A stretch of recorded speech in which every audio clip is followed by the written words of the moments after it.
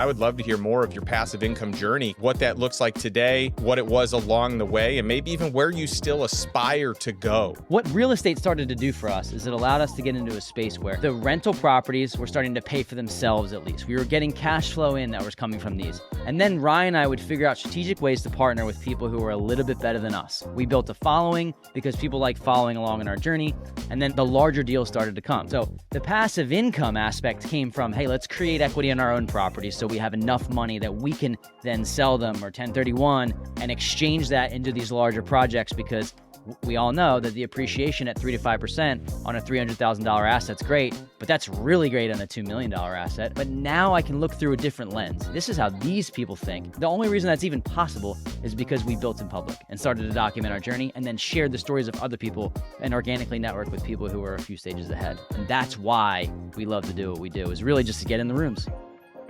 What's up, Cory? Ryan, good to have you on the show. Hey, thanks for having us, Justin. This is awesome. Well, this is going to be fun. To be here.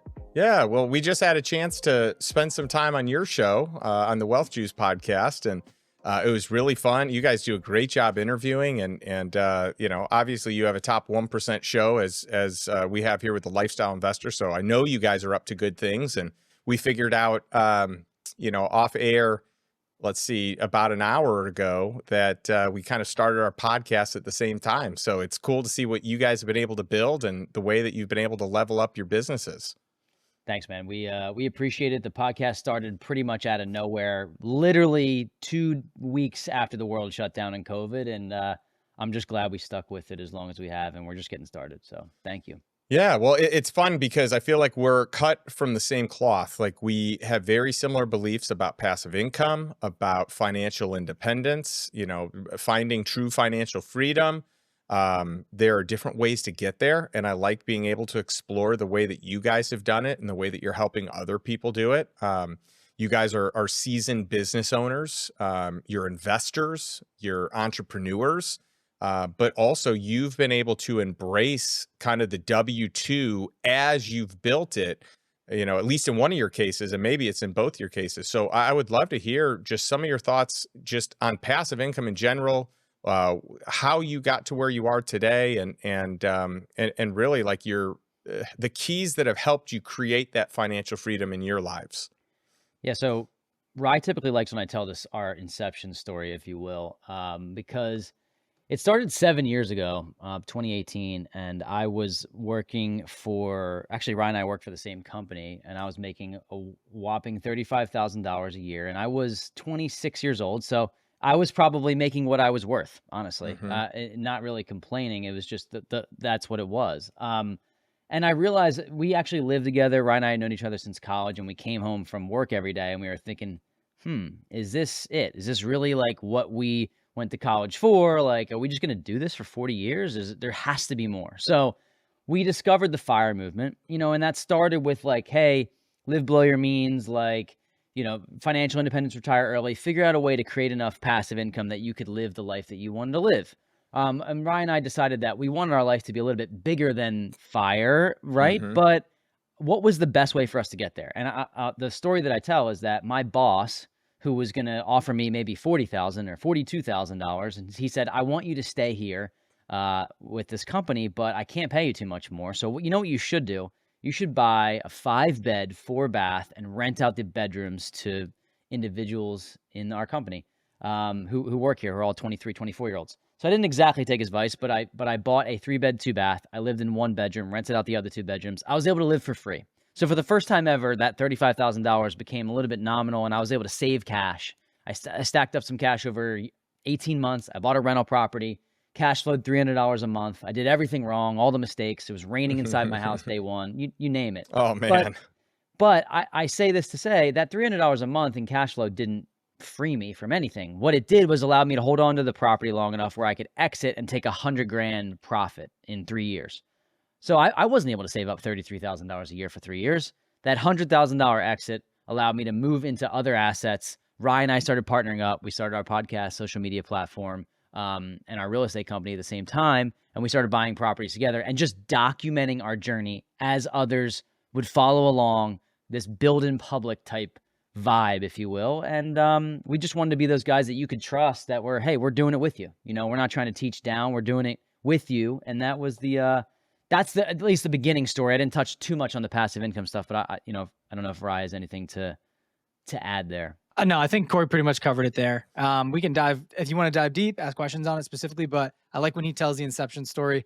I guess, you know what, I will add one little anecdote here. I think the cool part was, I think everybody's, or at least listening to on our podcast is beginner stage investors, right? And then you're working 9 to 5. You're like, how do I get into passive income streams? We started Googling, right? How do you become rich? How do you become passive income rich? How do you build streams of income? And for Cory and I, all roads led to real estate. And that's where he started investing in real estate, not only from his boss that mentioned it to him, but it was all the other indicators online. 90% of millionaires are made up of those who invest in real estate. So we were always interested in it, but I saw him pull the trigger.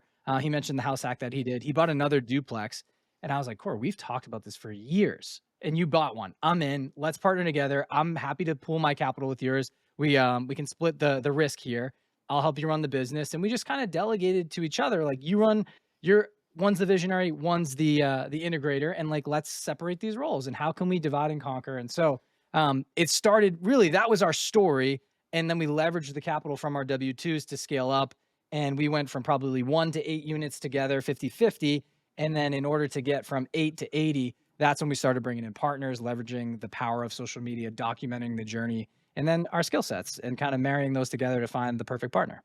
Yeah, I love it. And, you mentioned early, Cory, the FIRE community. And for those of you that are unfamiliar, it's the Financial Independence Retire Early community. And I think there's a lot that they do great. And I think they can help a lot of people get on their way. And I really enjoy the fact that they've kind of had this movement where they've helped and rescued a lot of people. But I have a big disagreement that I think inside of that community, there's almost this scarcity type of mindset, or this like minimalist mindset of like, I can't really spend money on things. I can't spend money on the things that I necessarily want. I need to be so frugal with my dollars. And so that would be kind of like the U-turn that I would take, where my whole thing is, what does an ideal life look like to you? And then how much does that cost? And then how do we get there? So I do think that being frugal can serve you in many ways early on. And I really hope people can figure out how to take that first step. But I actually think being frugal is the enemy of where most people want to go eventually, because being frugal is going to limit your ability to live an epic lifestyle and live life on your terms, and be really creative in the things that you do with your family, in your business. And so being frugal served me very well in a season of my life, but I had to get past that scarcity mindset of getting everything for the cheapest price, and not splurging on anything, because that was actually holding me back from where I wanted to go. And so instead of trying to hit this minimum number of passive income, it was, let's figure out what it costs to live an epic life, and then let's buy assets that support living that epic life. And so I think it's a great way to get started, but it sounds like you guys have moved on, and I would love to hear more of your passive income journey, kind of what that looks like today, what it was along the way, and maybe even where you still aspire to go. Yeah, absolutely. I think, just touching on the frugality aspect, I think that if people realize that there's seasons of life, and that there's seasons of your journey, and you don't have to be ideologically stuck into, this is how I live my life at all times, right? So in the beginning, the thought process is, hey, I got to make $100,000 and I'm going to live off 50. I want to make $150,000 and I'm going to live off 50. I want to make 175, you get the point, and live off 50 for a period of time in your life. And there's seasonality to your life. So what real estate started to do for us is it allowed us to get into a space where, hey, the rental properties were starting to pay for themselves at least. We were getting cash flow in that was coming from these. And then Ryan and I would figure out strategic ways to partner with people who were a little bit better than us. We built a following because people like following along in our journey. And then the larger deals started to come. So we partnered on a 7-unit project in the Pocono Mountains. That is a short-term rentals, like little cabins a 43 unit project that is like a boutique hotel, also in the Pocono Mountains, that we rent out as short-term rentals. And our most recent 2 projects are an 18 unit Section 8 in Manchester, New Hampshire with a partner, and then a 10 unit in Quechee, Vermont, up in our Northeast section with a partner as well that we're general partners on. So people started to know, like, and trust us. And they said, okay, guys, we've seen what you've done. You've risked your own capital at a certain point. Now, maybe there's an opportunity for us to get bigger and grow faster, rather than us saying, hey, let's just buy as many single family homes and duplexes as we can. We figured the best way for us to grow was to leverage our skill sets, which was investor relations, marketing, underwriting, understanding how we can partner and put puzzle pieces together to make sure that the deals went strategically the way that we wanted them to, when our partners needed the money and we needed the operational boots on the ground. So the passive income aspect came from, hey, let's create equity in our own properties so we have enough money that we can then sell them or 1031 and exchange that into these larger projects, because we all know that the appreciation at 3 to 5% on a $300,000 asset's great, but that's really great on a $2 million asset, or that's really great on a $5 million asset. So we leveraged and played real life Monopoly for a little while. And I will tell you, Justin, we have a lifestyle that is baseline from our passive income. Ryan and I are not absorbently wealthy from our passive income, but what it's done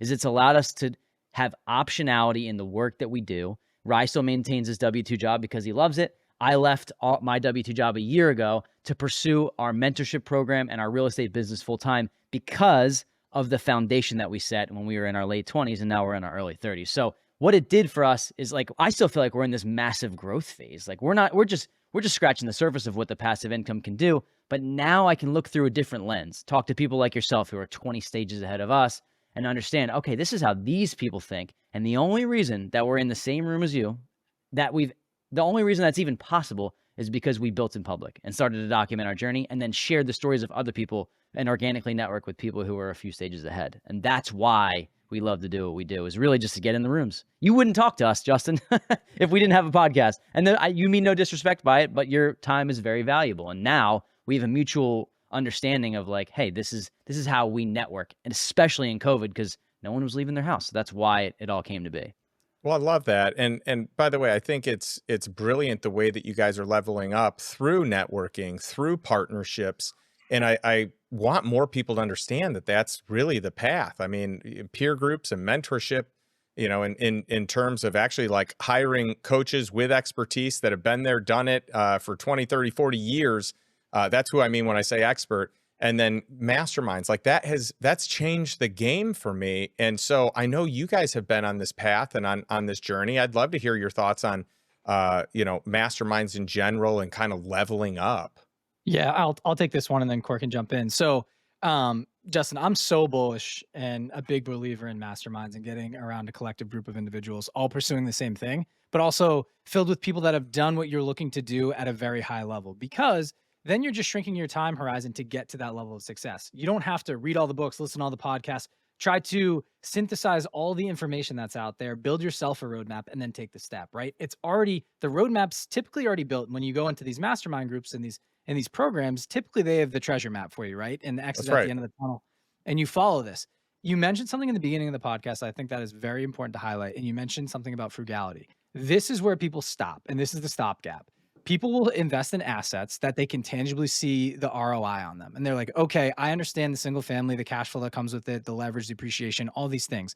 But you can't fully put a number and quantify what you get out of a mastermind group. And they are like, that's it. You know, I've heard this, some of these are a scam. I don't know if this person's legit. It's so hard for me to see if this trust factor, I can break through and really believe these people. Have they done what they say they're going to do? And that stops a lot of people from moving forward. And that's going to stop a lot of people from living the big life. And so for us, Cory and I had to kind of talk to each other and talk each other through this. We were lucky that we had each other. And we said, hey, listen, man, like, we have a very big real estate portfolio. We have a ton of money in the ground. We have some cash flow coming in. However, to get to the next level outside of organically networking with people for an hour a week, how do we put each other in their worlds? What are we lacking right now? And, you know, we started at the very basic level. How do you build a funnel? How do you run ads? And this is for some things on social media platform. How do you grow social media following? How do you become relevant? How do you stay relevant? How do you organically network? How do you provide value without just throwing dollars at people? Yeah. And so all of these things, you also can't forget, by the way, balancing your family life, your social life, all these things. That's So if you right. can find groups that do this all, or ones that are, they are specific in this, in a lane that you're really dire in, I think it's worth pursuing. And so my point is, Corey and I have spent well over 6 figures in coaching and mastermind groups and putting ourselves around people. And we talked about this when you were on our podcast, but there's this laddering effect where the first group you join for $5,000, it teaches you something. And then you realize, okay, I've outgrown this group. I need something else. Then That's you right. spend 10,000. Then you spend 20, 30, 40, right? The biggest I think we spent together collectively was like 50, 25 each. And that was a lot that for us. Like we're in our early 30s, if you will, just out of corporate life. And so it's just a strange thing. Wow, I'm going to spend a full car on investing in myself and not sure what I'm going to fully get out of it. It's blind faith, trust, but the vetting process you've gone through the other groups and word of mouth. So there's a lot there. But my point is, I'm so bullish on this. And I truly believe that this is what has allowed Corey and I to get to the next level of our lives. We also had a cheat code built in where we started this thing as a podcast, as a way to organically network and get people that we were reading the books that they wrote onto our show to network with them. They give us the spark notes. We go take that information and immediately take action. Don't wait. We found that people that are the most successful, they take the information. They don't know if this is going to work 100%. They go, they try, they implement. Doesn't work, pivot. If it works, keep going. And so I know that was a lot. I'm passionate about it. I truly believe Corey and I have been able to 10x our portfolio through social media, building a personal brand, but also through collectively putting ourselves around people that have done what we've wanted to do at a very high level, and we were willing to pay for it. Yeah, I love that. And you're so eloquent in your description of it. And even just the whole idea, the concept of outgrowing the group that you're with and making sure that you're continuing to level up, right? So you did a brilliant job of explaining that, because there are groups that are great groups that may be the perfect starter. But at a certain point in time, when you become the top dog in that group, it may be time, or one of the top dogs, it may be time to level up to that next group. I tell people all the time, I want to be the smallest fish in the biggest pond, right? Like I want everyone around me that is playing the game of business and life and wealth creation at a higher level than me, because I want to be challenged. I want to learn. I want to show up and just I love being a novice in things, in areas, in niches where I'm forced to learn. I don't know a lot. I don't even know enough to have a good conversation, and I want to dig in. And so I'm an eternal student who constantly wants to learn, but I'm also stimulated, like intellectually stimulated by people that are just destroying the game of life, business, and wealth creation. And I want to be on that ride with them. I want to grow with them. I couldn't agree more. One last thing I want to say on this is, when you get into these rooms or you start paying for mentorship, you have to realize, just take it from us, both of us have been through this, all three of us. You're not getting the magic key to unlock the ultimate kingdom when you get into this group. You're not going to learn every single thing you need to know by going in, and someone's not going to put it in front of your face. You have to work for it. You have to kind of sift through some of this information still and try things. And that's one of the hardest parts going through. It's like, are we getting the value out of this group? Or yes, we are in this one. And another thing is, when you get into the big room and you really are the lowest or the smallest fish, it's very sometimes unmotivating at times and scary when you're like, oh, this person ran a webinar funnel. They had 500 people show up and they closed 100K worth of sales. And we're like, we've only gotten 2 people to sign up. Like, what are we doing wrong? Are we spending too much money here? And you go through this whole thing, and that's just one small sliver. It can be in real estate and in these different deals and whatever it may be. But we've had to talk to ourselves, and we're just very fortunate we've had each other to go through this journey, because entrepreneurship can be very lonely. And Yeah. there's not many people you can talk to about this and that understand it. And even if we have each other, it's still lonely. You still have to go home at night, and it's kind of like, okay, what information did I take in today? Does this make sense for us? How do we both get on board to make the decision together? And so, I'm not sure if you've gone through that in your journey too, but it's been a struggle in certain rooms that we've been in, to be like, okay, it's a little imposter syndrome here. These guys have so much money to be able to dump into certain things. If I make the wrong move with the X amount of money I have, is it going to completely derail us? So my point is, that's normal. I just want people to know, like, you're not going to go in and get this magic key and instant success, but if you're willing to work, the roadmap is given to you.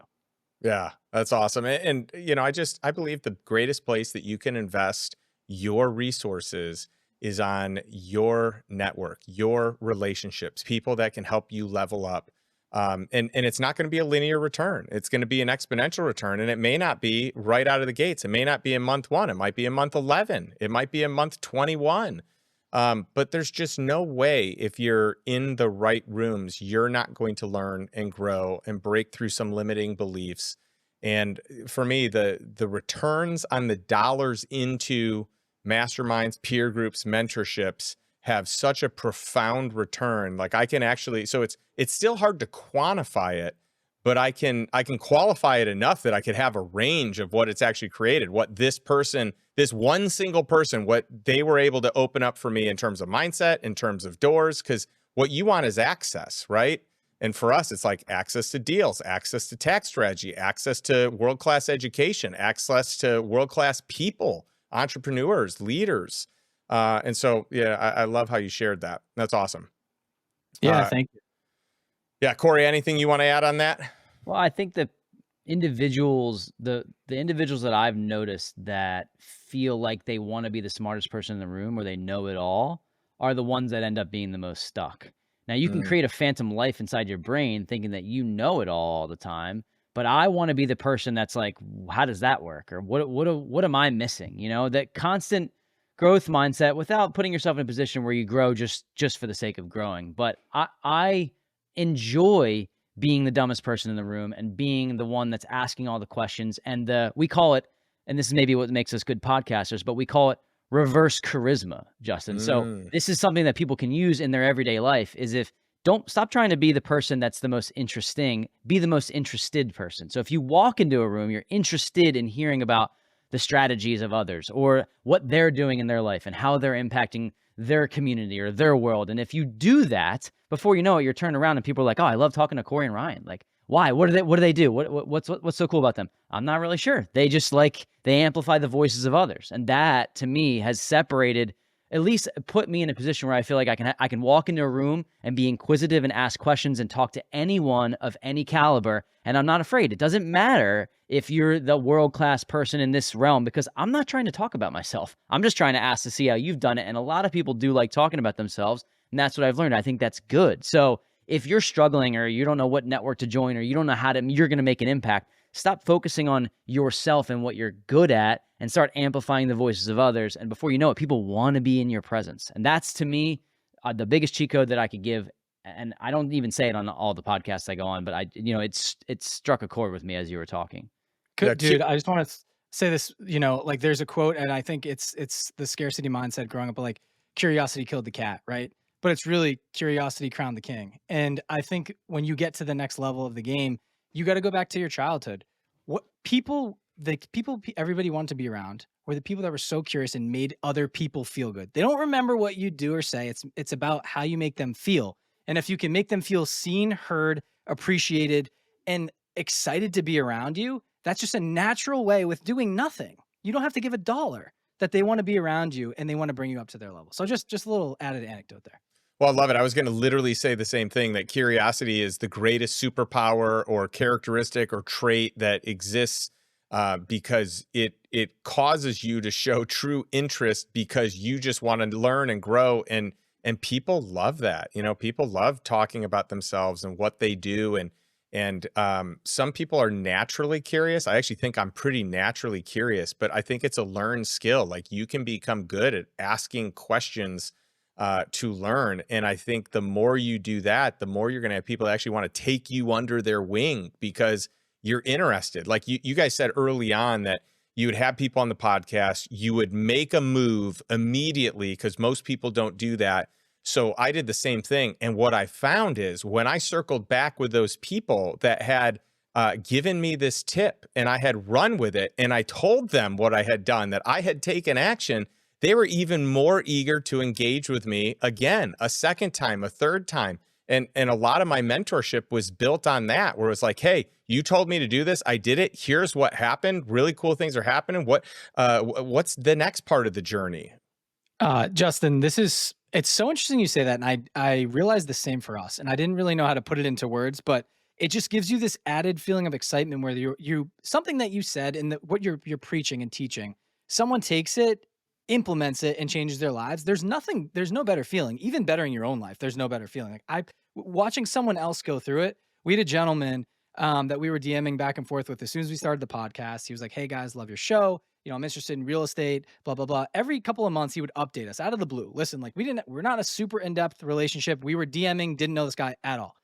He messaged us. He say, "Hey guys, you know, just wanted to update you. I got my first property." Another, you know, year goes by. "Hey, got my second property." You know, another 6 months goes by. "Hey guys, I just wanted to let you know, through the impact of your show and listening to, you know, some of the other guests I've networked with through the podcast, took action. I've been able to retire from my W-2 and replace my 6-figure income with 2 to 3 properties, Wow. running a co-living business." Do you think that like there was any better feeling in the world Corey and I ever had to be That's able to it. change? We changed someone's life, and then what happened from there? We got on a call with him. A couple Zooms later, he started his own mastermind group. And who do you think were the front runners helping him run his mastermind? The second iteration of the mastermind last October. It was You us. guys. It was the coolest thing ever. We put the powers of the world together. Now he's doing amazing things, traveling the world, running his business remotely, digital nomad, meeting with all these professional athletes and working with like the top 1%. And just, it all started. He was a hustler, right? He did what we Yep. said, but then also took little pieces, went and studied other stuff and built himself the roadmap. And for me, you know, I know how fun and exciting it is to change our lives, but when you see other people doing it and you had an impact, it makes every single thing and every long day worthwhile. Yeah, I love saying that if you do it right, you only achieve financial freedom once. Hopefully you don't have to, you know, hopefully you don't screw it up and have to go back and do it again. That happens to some people. And once you have the skill set and the toolbox to do it, you can do it over and over and over. Hopefully you're in a situation where it only happens one time, you're financially free, you're set for life. That is a really cool feeling. It's a liberating feeling, and it is definitely worth celebrating. But there comes a time where like it's kind of like, okay, what's next? And for me, I get way more excited when people in our mastermind, the lifestyle investor mastermind, or people that reach out that are in our extended community, you know, have successes, hit financial freedom. Like that to me is even more exciting. And what's cool is it is a very ongoing, recurring thing. It just happens over and over and over and over, and it is so fulfilling to experience that. It trumps any stage of the financial freedom journey that I personally have been on with my family. Yeah, without a doubt. We found that making an impact, money's amazing. And like, let's be honest, we all want to make money. I'm not going to sugarcoat that, right? But making the impact and watching somebody that was a couple steps behind you do what you did previously because of the efforts that you helped them. I mean, that's a pretty cool thing that Ryan and I have gotten used to because now we teach people how to buy their first rental property, because the first rental property for us was a springboard to our wealth building journey that now is a little bit more on autopilot, and we can give people the tools, the keys, and everything that we did that still applies to, you know, use case today. And that to us is like just so cool to watch the newest, you know, it doesn't matter how old they are, but the newest person come in and figure out what house hacking is or buy their first out-of-state rental. And that to us is like, that's the name of the game. Well, and I think it's a nice segue into, you know, one of the newest businesses that you guys have built, where you have a 6-figure coaching business, and you know, you now have spent time investing in other groups. You've hired mentors, you've joined masterminds, you've learned from a lot of people over time. You have built a following. You have people now that are entering your ecosystem that you're coaching and teaching. And so I'd love to hear just kind of what you're doing with that coaching business.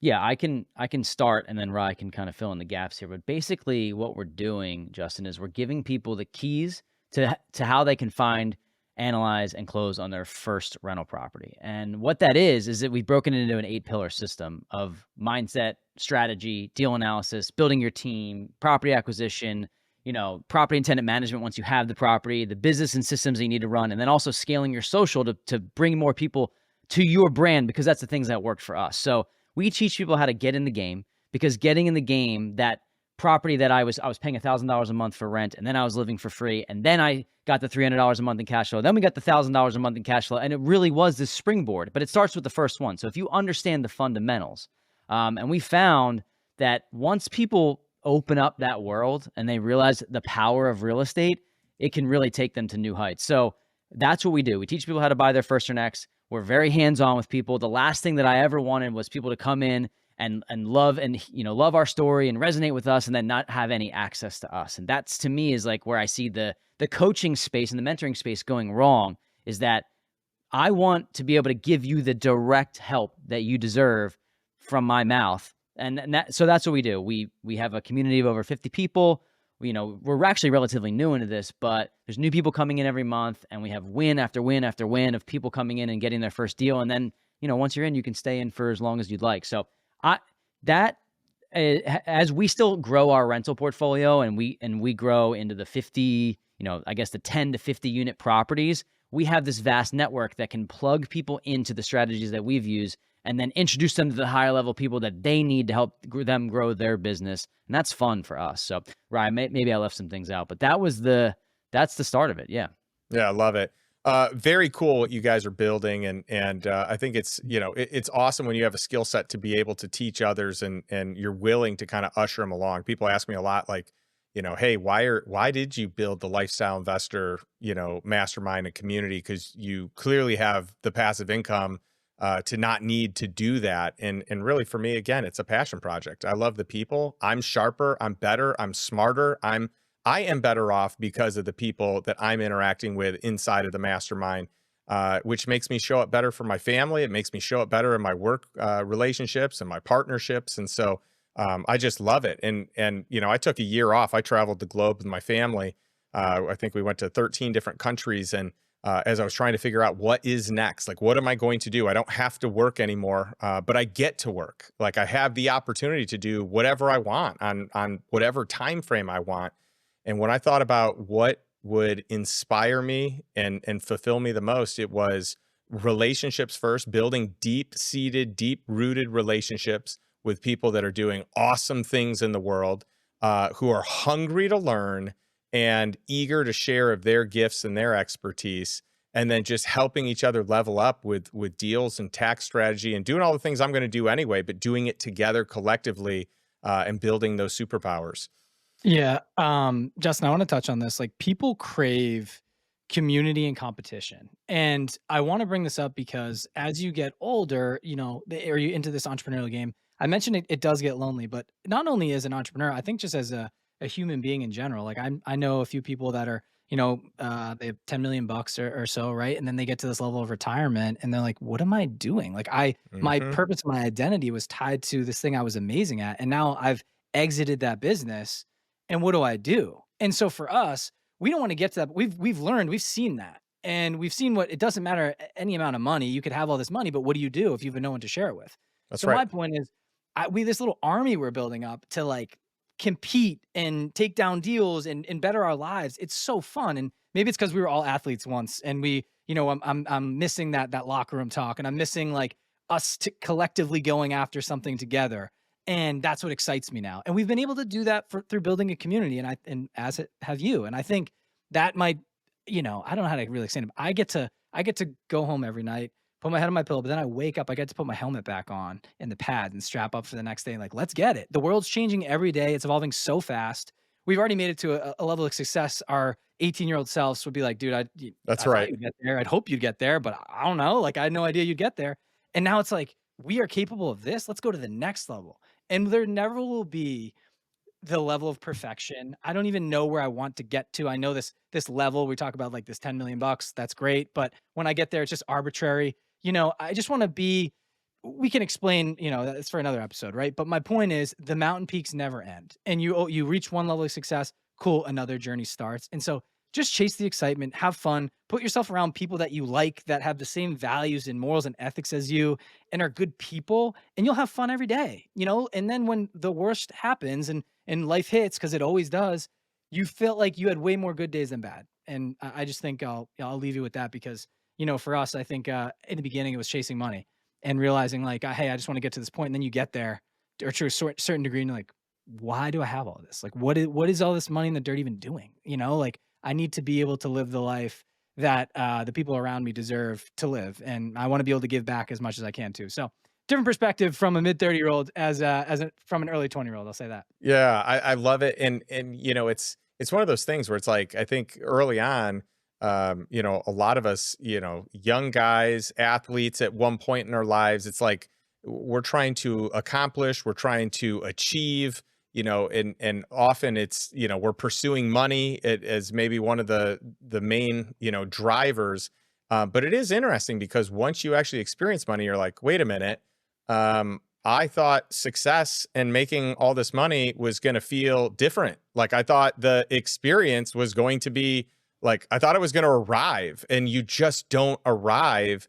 The goalposts always move. So whatever number, whether it's 10 million, 50 million, 100 million, like whenever you get there, you're going to celebrate it in that moment. And then literally a day or a week or a month later, you're so bored and you're like, what is next? And it just screams that what is next is community, doing things together, relationships, experiences, building, like creating epic moments that your family and friends will remember for a lifetime, getting to do life together. And for me, it's like, I don't want to do business with anyone I don't want to do life with. I only want to do business with people I want to do life with. And hence the reason that these communities, masterminds, they're so important is like, we've got the same goal. We're all working together. We're all trying to help each other level up. We're in it together. When we make mistakes, we share them so everyone can learn and they don't have to make the same mistakes. When we have these great successes, we share it and we don't have to be afraid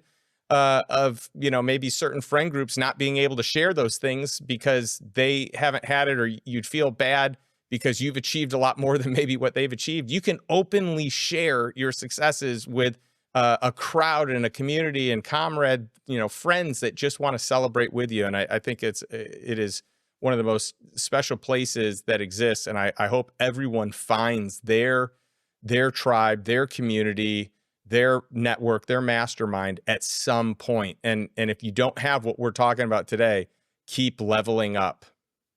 Absolutely. Justin, I just want to add one thing there. That would lead me to believe what you just mentioned, that all these things about, seeing the next summit, this mountain summit, if that's going to be the case anyway, if you're going to always look up at the next mountain, then why would you not at the very least enjoy the ride? Yep. At the very least, try to create a life that you enjoy every single day, because nobody knows when their time is coming. So to me, above all, achieving is great. The net worth is amazing. The cash flow is cool. It's great. And because it's the life I want to live.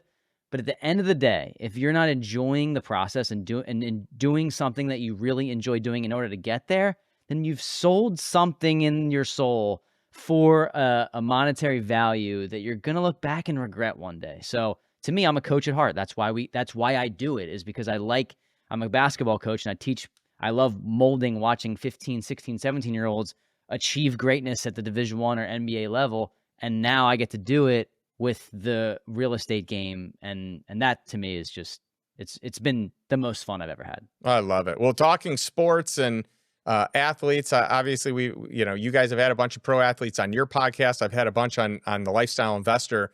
And we've got, I don't ever want to mention people in the mastermind by name, but we have some amazing people, some pro athletes inside of our mastermind community. And I shared this on your show, and I'm so excited to share it with our community, because it was, it's a big success that we have experienced, which is we've done some work with pro athletes. We did, I went to the ESPYs and did a session with a bunch of the pro athletes the day before the ESPYs, then got to hang out with a bunch of them on the red carpet and at the after party. And it was just so fun hearing the questions they had and their eagerness to learn and figure out what we're doing. And we were hanging out with Damar Hamlin. His story is incredible. And Hard Knocks was on last night. They aired the new season with the Bills, and episode 2 dropped, and I'm watching this thing, and I love Hard Knocks. It was so awesome, hearing his story. They retold everything, and then he's in his room and kind of talking about his routine and his walk with faith, and it was just so powerful. And I know that he's been diving into the Lifestyle Investor content, and on his bookshelf in Hard Knocks is the Lifestyle Investor book that, for a scene of about 5 minutes kept on showing up. And it was just such a rewarding experience for me as an author, regardless if anything ever happens with it. Like, that just to me was one of the coolest things I've been able to experience because of the brand and book that we've been able to build. Yeah, that's impact. I mean, to be able to like watch your like at the end of the day, we're all kind of building this like little empire of our own. It doesn't even really matter how big it gets, but like the entrepreneurial world ends up being like, I just want to create something from nothing. Like that's Yeah. the coolest feeling. So for you to be able to watch your book be in the background of a high level athlete, I just think you're in that world. Like you're now in that the high level athlete and high level entrepreneur. There's so many parallels in that world. And because a lot of athletes get to a point where they're like, I can see it happen because I'm connected with some of these high level athletes. I can see it happening when they realize, oh shit, like my career isn't going to last forever. That's and I have an identity change at some point where I have to figure out what's next.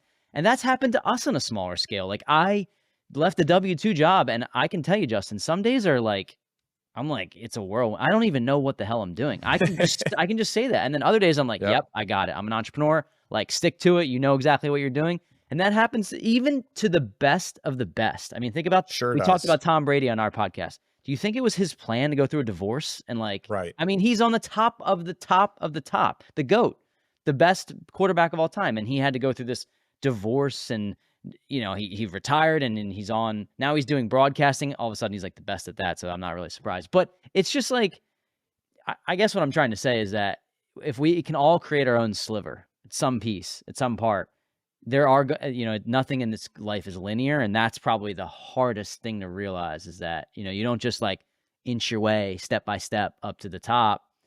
You may never even get to the top, but at least, like I said, if you're having fun and watching your brand be shown on cool events like that, like it's just kudos to you. I think that's just really cool. Well, thank you. I appreciate it. Well, it's been a blast having you guys on the show. I love where you're at in your journey, and I feel like your story instills belief in people that they can do it. You know, people there. I know that there are people that watch and listen to this show that are W-2 that want to pivot out, or are W-2 and want to figure out how to add investments to their portfolio. And between the two of you, you have both of those covered, which I think is amazing. Where can people learn more about you, your coaching program, your podcast, just everything, you know, Ryan and Cory? Yeah, the best way to get in touch with us, actually, Ryan and I have a shared Instagram account if anyone has seen it, but it's called @WealthJuiceOfficial. So Instagram is where we're most active. And if you're looking to get into the real estate game, buy your first or next rental property, either you have none or you have like one or two, and you're looking to scale. Again, if you came to me and said, I have 15, can you help me? I could probably help you, but there's somebody that could help you better. And that's why we lead with authenticity. So Instagram would be the best place to get in touch with us if you want to DM us directly. We have our YouTube channel, but then our podcast, the Wealth Juice Podcast, wherever you listen to podcasts, that's another great way to get in touch with us, or at least listen to us, and then you can bring the conversation over to Instagram. But yeah, @WealthJuiceOfficial, and then the Wealth Juice Podcast. That's the best way to find us. Love it. Well, thank you so much for joining. I love ending every episode we do with a question for our audience. So if you're watching or listening to this right now, my question for you, the same every week. What is one step you can take today to move towards financial freedom and really move towards living a life that you truly desire, a life on your terms? So not a life by default like most people, but rather a life by design. What's one thing you can take from Ryan and Cory today that you can put into play immediately in your playbook to move the needle? Thanks for tuning in this week, and we'll catch you with a new episode next week.